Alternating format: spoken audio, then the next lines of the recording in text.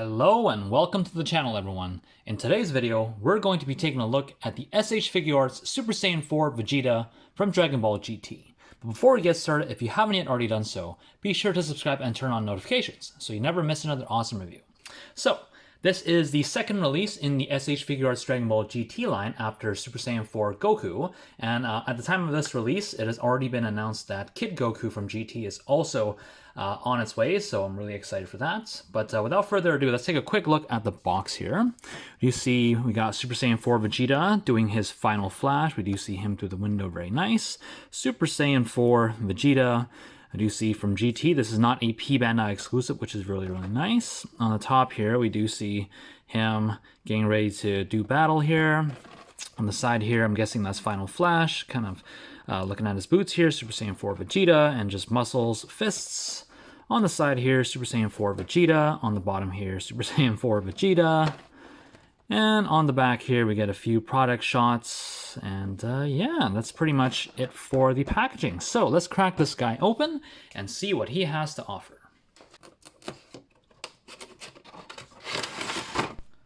Alright, and here we are back with Super Saiyan 4 Vegeta, all out of the packaging. So let's take a quick look at this figure. First of all, I love how this guy looks. I just love how Super Saiyan 4 looks in general. It's like they've almost gone back to their roots. You can see there's lots of red fur on this guy. Now, compared to Goku, he's a little bit more scarlet, whereas Goku is a little bit more pink in terms of the redness. But we do see nice fur detailing, lots of texture detailing, very nice. Nice kind of brown tannish chest. We do see the red eye lining. Focus here. It's almost like eyeshadow around the edge. Very, very nice. Love the features. Very nicely picked out with paint. Hair is a little bit brownish, dark brownish black compared to Goku's just straight black. We do see we have kind of purplish gloves and boots with some yellow highlights. Very, very nice. Lots of shading on his jeans, and I really do love that. And on the back here, we do see we have his red tail, which is very nice, and the hair, which is actually individually articulated, which is very, very cool. So speaking of that, let's get into the articulation. So head is on a, I believe it's either a double ball joint. Yes, it's a double ball joint for the head. And then the base of the neck is on a ball joint as well, so it can kind of move around. Very, very nice. These two hair pieces are on swivel hinges, so they can swivel. They can also hinge. That's very, very nice. You can get him into some pretty dynamic hair poses if he's looking up. You can have him so the hair's going down. And also, right, these little hair pieces on front are also on ball joints, so it's very, very nice. You can just move around. Lots of posability, lots of character for this guy. He does have butterfly joints that gets you to about there and backwards to about there. These do rotate up and down a little bit as well to accommodate the hinge, which gets you to about 90. We do have a ball joint that goes all the way around, and a bicep rotation, double bend at the elbow, which gets you to about there. This camera's not focusing today. And of course, we have a ball hinge at the wrist there. Getting the arms out of the way, we do have a ab crunch that gets you forward this far, and a pivot that goes back that far. It is a little bit gap, you can see inside here.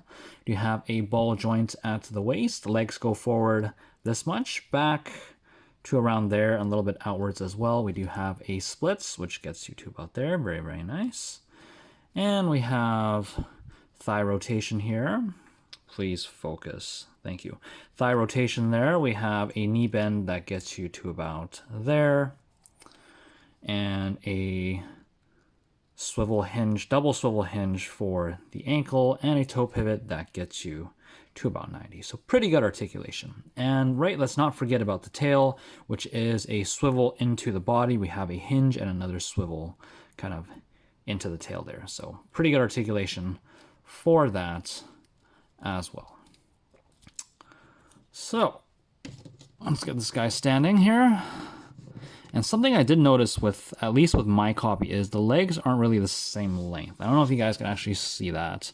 Well, the legs are the same length, but there's something going on with the joints and his hips where it's tilting his body this way. So it's really annoying. I've tried to fix it, but it just doesn't really want to work that well with me. So I mean, in the end, he's a little lopsided. It's not very noticeable in some poses, but when he's standing, it is a little bit lopsided. And that does kind of bother me a little bit. It's a little annoying, but it's not the end of the world. Okay. So let's take a look at some of Vegeta's accessories. So he comes with 3 different faceplates here. First one, he is smirking. Very, very cool looking. Next, he is gritting his teeth. Again, loss of expression. And finally, he looks like he's ready to kick some ass here. Now, looking at the teeth for this one, it is a little bit kind of weird looking. Almost makes him look like a beast, like a vampire. I'm not sure if that's intentional or if that's just kind of sloppiness on the paint job, but that does look a little sloppy for my taste. But your mileage may vary. Next, let's look at some of the hands that this guy comes with. So he comes with 2 open palm hands. He comes with 2 kind of half clawing, half open hands. He comes with 2 of his, I believe this is his signature, one of his signature moves. Kind of like the 3-finger out each side hands. He comes with these chopping, blasting hands. And finally, he comes with a pair of hands that have this peg in them. And that is to accommodate the blast effect, which we'll take a look at right now. So here we have Vegeta's blast effect. Again, it looks a little sloppy. I'm not sure what's going on here. If this is like a separate piece that's meant to glue on or something happened, I don't know, it cracked. But that does look a little sloppy there as well. But other than that, it's very nice. It's kind of like this teal, turquoise, clear plastic with a little bit of white paint towards the front here. And there is a peg hole on the back, which you can actually take one of these hands and you can plug that into the hole there if it fits. So that's how it looks with the blast effect on the hand. Very, very cool. And of course, this is interchangeable between the 2 hands here. So that's pretty much it for accessories. He does come with a lot of hands, which I really do appreciate. It gives him a lot of expression. But other than that, nothing too exciting about this guy. So let's get into some quick comparisons here. Here we have him next to Super Saiyan 4 Goku, and of course you can see there's quite a size difference between these guys. And as I was mentioning before, you can see the difference in the redness, whereas Goku is a little bit pinker, he is a little bit more scarlety red, and of course Goku's hair is black, his is a little bit more on the dark brown side. And another thing that I noticed is Goku's chest, his skin tone seems to be a little darker, a little bit more red, just slightly compared to Vegeta's. But other than that, you can clearly tell that these guys are Super Saiyan 4, and they're very different from the other figures that we had. So yeah, putting him here, making sure he can stand. He's got weird legs, like I said.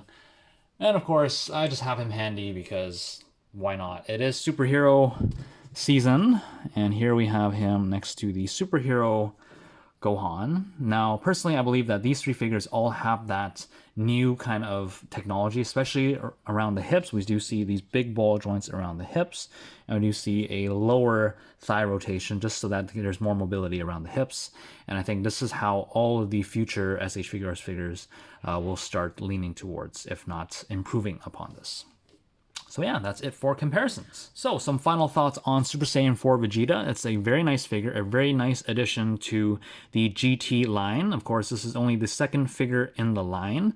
We do have an announcement that has already been made at this point in time that there will be a Kid Goku from from Dragon Ball GT, which will be arriving, I believe, sometime next year. I don't think it's a P Bandai, so it should be fairly easy to get.